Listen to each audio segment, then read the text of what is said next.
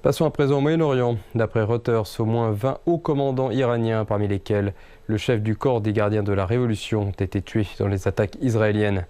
Ces attaques visaient les installations militaires nucléaires iraniennes, dont une récente contre une centrale majeure d'enrichissement d'uranium dans le centre de l'Iran. L'Iran a qualifié les attaques israéliennes de déclaration de guerre. Au moins 95 personnes ont été blessées dans les attaques en Iran. En réponse, Téhéran a tiré plus de 100 drones sur Israël, tandis que le guide suprême, l'ayatollah Ali Khamenei, a menacé de sanctions sévères. Israël a indiqué que son armée de l'air continuerait d'intercepter les drones lancés depuis l'Iran.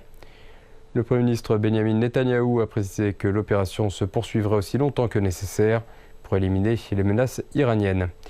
Des pays de la région ont condamné les attaques israéliennes, tandis que les dirigeants mondiaux ont appelé à un désamorçage immédiat des deux côtés.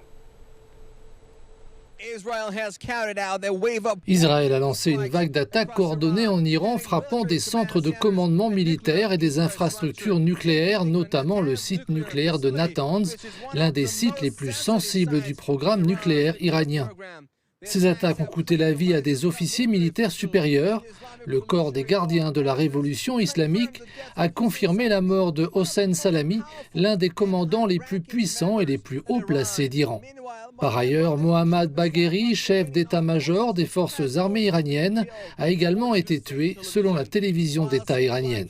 Si des villes comme Tabriz et Kermanshah figuraient parmi les cibles, c'est à Téhéran que des quartiers résidentiels ont été directement attaqués. La capitale est en état d'urgence. Des postes de contrôle militaire, des véhicules blindés et des militaires armés sont déployés dans toute la ville. La présence soutenue des forces de sécurité a rendu extrêmement difficile tout déplacement et tout travail journalistique. À un moment donné, j'ai été empêché de poursuivre mon reportage en raison des restrictions d'accès imposées par les forces de sécurité.